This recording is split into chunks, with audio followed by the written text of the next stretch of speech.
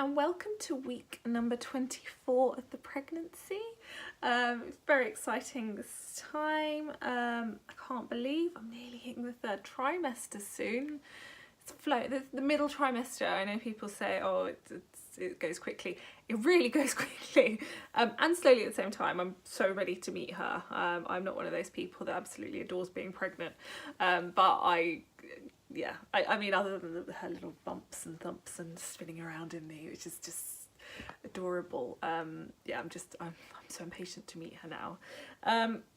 So in terms of updates this week, I would say one thing that I have done is I have visited the GP. So this appointment, I think it's your 24-week appointment with you if you have your first. They're supposed to check your urine and for protein and measure you and use Doppler on you, which is really sweet. And yeah, so it's very exciting. However, I didn't know until afterwards. So I went to my GP and he was not great. I'm not gonna lie. He was, it was a new GP because obviously I've moved areas. So I'm just going through GPs. Didn't do any urine samples, and he also didn't measure me. He did do the Doppler. I'm starting to get a bit worried about her personality. Not worried per se, but she's gonna have her own mind, I think. He put kind of the Doppler on top of me and just listened to her heartbeat. She really doesn't like being scanned, like at all, I don't think. And she just literally, you could see my stomach went bang and thumped the Doppler off. It was like, oh my god, I've never seen anything like this. And I was just like, yeah, she does that every time anybody tries to scan her. I don't know why. It's very sweet, but it's, yeah. She knows her own mind, yes, our little one, who I'm going to try and refrain from referring to her name because we have actually picked a name now, so we're quite set on it, and I've been referring to her by her name, and I need to stop, so because it's going to be a surprise. I'm so excited to tell everybody, but yes, we're going to wait. So yeah, I think, so I've moved doctors anyway now. I didn't really, it's so personal, and I think you need to feel confident in your practitioners, and I think sometimes people feel that they're stuck with the GPs that they have, and I don't necessarily feel that. I mean, one of the other reasons I've moved practice is because they don't actually have any female doctors either at my practice, which I didn't really like, and also when I discussed with him, I'm having my baby closer to where I'm from, when I was born myself, just because I've got friends and family in the area who have also had babies in that area, and they say how exemplary this particular hospital is, and I've heard that from quite a few people, and actually it's heard reports, and it always comes out very highly. So I've decided to have my baby at this hospital, which is closer to where I'm from, which is about an hour away from where I live now. And my GP was like, well, then you don't get any aftercare. I was like, that doesn't sound right. No, the midwives are supposed to visit you. And I was like, I've been told that they do. And he's like, nope, they categorically don't. If you've decided to go far away, then that's it. You've rescinded all your rights. You can't have your...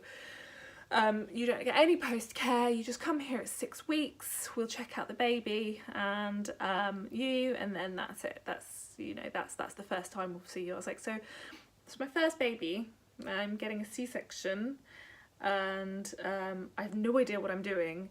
And you're telling me that because I've chosen a hospital, even though I'm allowed to pick a hospital, that I don't get any aftercare. It completely freaked me out, because he was like, well, that's how we do it in this borough. There's no other choice, no other option. So I was kind of semi-appalled by that. So I did actually call the community midwives and say, look, is there anything I can do? Do I go privately? Because I actually don't feel quite comfortable. I don't feel quite confident. I'm a new first-time mum. I have no idea what I'm doing.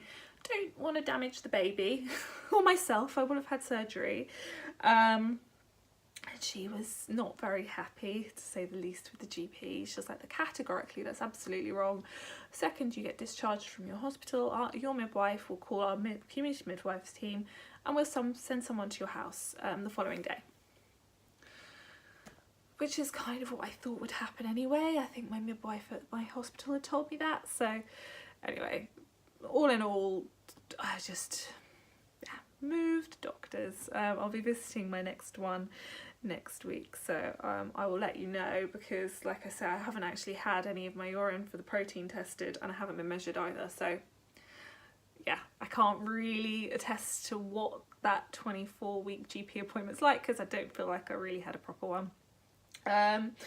So yeah, that will be coming up, which is exciting. In terms of symptoms this week, hasn't really changed. So baby brain and sleeping not as great at the moment. I don't know, it feels like I'm nesting. I do actually have a pregnancy pillow, but I find myself getting really hot, so I've just kind of started putting different pillows around me instead.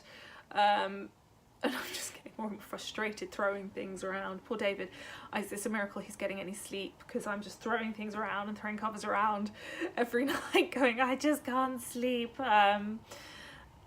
Which is strange. I'm having no problems getting to sleep. It's just the heat and the temperature of my body, and I don't know if that's just a symptom of being pregnant, just to get slightly hotter.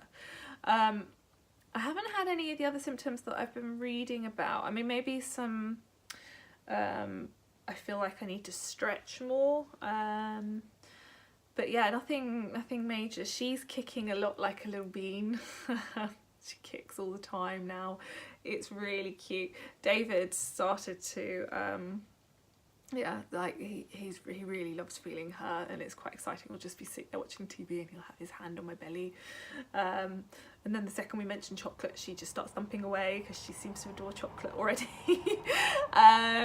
Which I will be cutting her off of relatively soon. Obviously I've been having dairy-free chocolate, but I don't think the amount of sugar is great for her either, so I will be cutting back on that as well. I'm just going to start trying to eat a lot healthier now. I just want to give her the best start possible, so I feel like I put on a lot of weight in my first trimester. I put on some weight in my second trimester, obviously in addition to or even above the bump.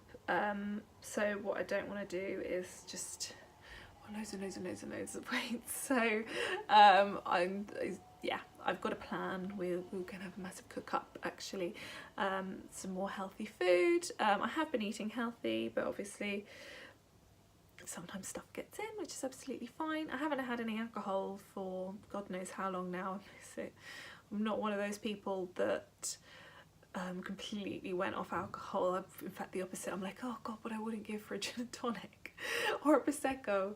But it's been 6 months now and I haven't had a drink, and I'm really missing it.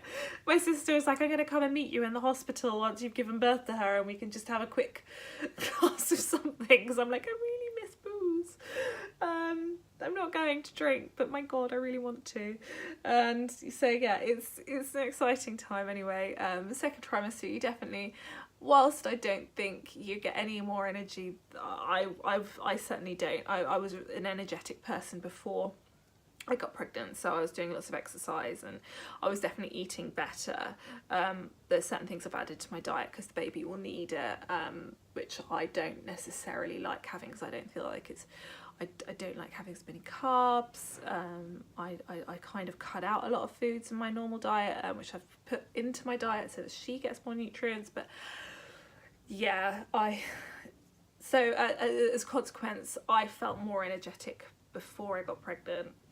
Obviously the first trimester I was shattered. All I wanted to do was sleep. The second trimester I kind of feel semi back to normal, but certainly nowhere near as energetic as I was before I got pregnant. People keep on telling me I'm glowing and I'm like, thanks, I don't really feel like I am. I just, yeah, I think I do feel I just feel better in my body when I'm not pregnant. That's all I'm going to say. The body's more my own. I can manage and look after and exercise and do the things I usually do, which I'm looking forward to getting back to once she is here.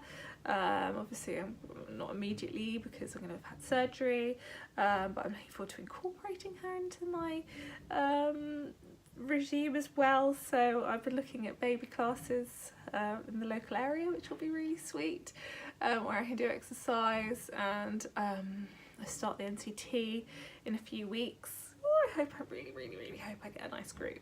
And I start pregnancy yoga as well. So I'm looking forward just to getting in the local area really, and getting to see some nice places and get some fitness back in. And so yeah, it's an exciting time. In terms of any other symptoms this week, I don't really think there's been that many. Yeah, it's just ticking along, pretty much the same as last week. Okay, I will speak to you next week. Thanks, bye.